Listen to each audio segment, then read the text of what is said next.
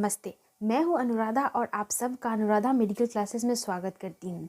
तो मैं एक सीरीज स्टार्ट की हूँ संडे स्पेशल करके, जहाँ पे मैं लोगों के जो जितने भी डाउट्स होते हैं उन सबको वीडियो के माध्यम से आपके सामने प्रेजेंट करूँगी। अगर आपको अच्छा लगता है तो प्लीज़ वीडियो को लाइक, शेयर और सब्सक्राइब ज़रूर कर दीजिएगा।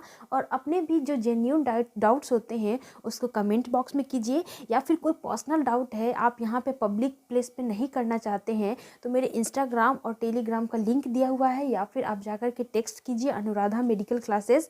वहाँ पे पर्सनली मुझसे जुड़ करके अपने सवालों के जवाब पा सकते हैं।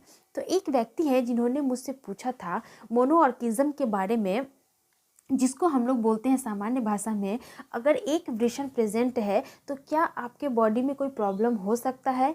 क्या सेक्सुअल एक्टिविटी में ये प्रॉब्लम कर सकता है? क्या मर्दानगी, या फिर ऐसा बोल सकते हैं कि यह बच्चे को जन्म देने में भी प्रॉब्लम कर सकता है, यानी कि प्रजनन क्षमता को प्रभावित कर सकता है? तो इन सारी चीज़ों को हम लोग समझेंगे और इसके जवाब को पाएंगे इस वीडियो के माध्यम से। तो चलिए शुरू करते हैं हम लोग इस टॉपिक को। और मैं आपको बता देती हूँ कि यह जो मेल रिप्रोडक्टिव सिस्टम होता है उसमें बेसिकली एक पेनिस होता है और दो टेस्टिस होते हैं, एक राइट की तरफ होते हैं और एक लेफ्ट की तरफ होते हैं। ठीक है, तो ये दो टेस्टिस जो होते हैं इसमें स्ट्रक्चर देखने को मिलता है कि अगर एक ऊपर है तो एक हल्का सा नीचे डाउन की तरफ होता है। अब डाउन की तरफ क्यों होता है? दोनों वृषण एक दूसरे से, टेस्टिस को ही हम लोग हिंदी में बोलते हैं वृषण, तो दोनों वृषण एक दूसरे से आपस में रगड़ कर, टकरा कर इसमें बहुत ज़्यादा हीट ना प्रोवाइड होए, इसीलिए इन दोनों जो टेस्टिस होता है उसका साइज अप एंड थोड़ा सा डाउन होता है। अब देखिए, यह शरीर से बाहर मतलब एक्सटर्नल जेनाइटेलिया भी होता कहते हैं इसको। क्या बोलते हैं? एक्सटर्नल जेनाइटेलिया, मतलब शरीर से बाहर अगर कोई भी चीज़ का डेवलपमेंट होता है तो उसको हम लोग एक्सटर्नल जेनाइटेलिया बोलते हैं। और ये जो टेस्टिस होते हैं कितने होते हैं? 1 पेयर होते हैं, दैट मीन्स 2 होते हैं नंबर्स में।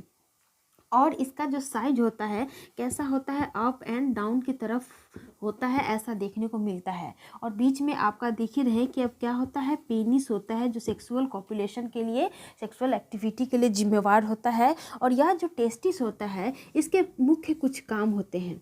क्या होते हैं? सबसे पहला काम होता है स्पर्म को बनाना, और दूसरा होता है टेम्परेचर को क्या करना? मेंटेन करना। क्या करना? टेम्परेचर को मेंटेन करना। देखिए, यहाँ पे टेम्परेचर मेंटेन का मतलब है कि हम सबके बॉडी का एक अपना तापमान होता है, लेकिन जहाँ पे स्पर्म का फॉर्मेशन का बात होता है तो वहाँ पे टेम्परेचर थोड़ा सा बॉडी के टेम्परेचर से कम चाहिए होता है, इसीलिए शरीर से बाहर भी होता है और एक अप एंड डाउन होता है ताकि इसमें घर्षण पैदा ना हो। घर्षण जब भी पैदा होता है तो आप जानते हैं कि हीट प्रोवाइड होती है। नहीं आपको समझ में आ रहा है तो आप दोनों हाथ को इस तरह से रब करके देखिए। अगर आप रब कर रहे हैं और इसमें हीट आ रहा है, दैट मीन्स घर्षण से हीट प्रोवाइड होता है, या इसका एग्जैक्ट क्या हो सकता है? प्रूफ भी कह सकते हैं। तो यह काम हो गया आपका टेस्टिस का। और नंबर्स कितने होते हैं? 2 होते हैं।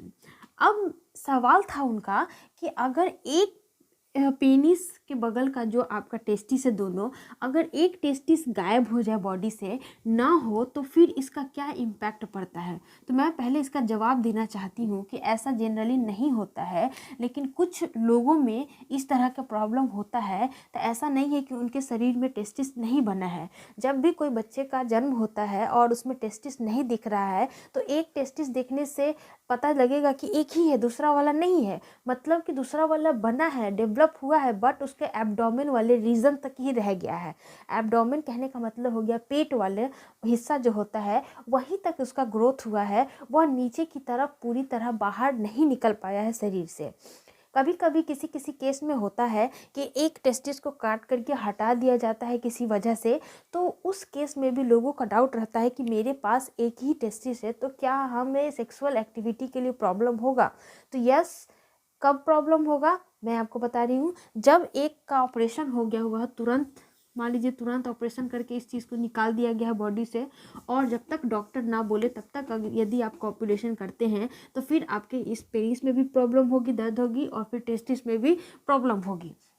लेकिन किसी व्यक्ति का जन्म से ही एक टेस्टिस नहीं है तो उनको फिर किसी भी तरह का कोई दिक्कत नहीं होगा। मैं बड़ी सेक्शन में लिख देती हूँ नो, क्योंकि ऐसे लोग जो होते हैं बहुत ज़्यादा अपने आप को शेम फील करते हैं और ये सारी बातें दूसरों से शेयर नहीं कर पाते हैं। तो मैं उन्हें बता देती हूँ कि एक विषण का होना आपके शरीर में, आपके बॉडी के किसी भी फंक्शन को कोई प्रभावित नहीं करता है।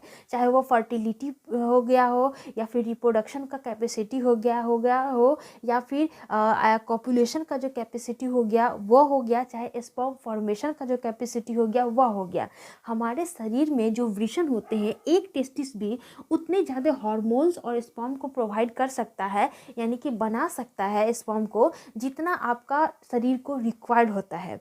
जब भी प्रजनन क्षमता दर कम हो जाती है तो उसमें देखा जाता है कि स्पर्म का संख्या क्या हो जाता है, कम हो जाता है, स्पर्म की मोटिलिटी कम हो जाती है। लेकिन अगर आप स्वस्थ व्यक्ति है, आप में कोई बीमारी नहीं है, कोई भी बॉडी डिफेक्शन नहीं है और एक ही टेस्टिस है, तब भी आप कंप्लीटली श्योर हो जाइए कि आपके जो रिप्रोडक्शन वाला जो कैपेसिटी है उसमें कोई असर नहीं पड़ने वाला है, आपके हेल्थ को कोई नुकसान नहीं होने वाला है, या फिर सेक्सुअल एक्टिविटी में भी कोई प्रॉब्लम नहीं होगी।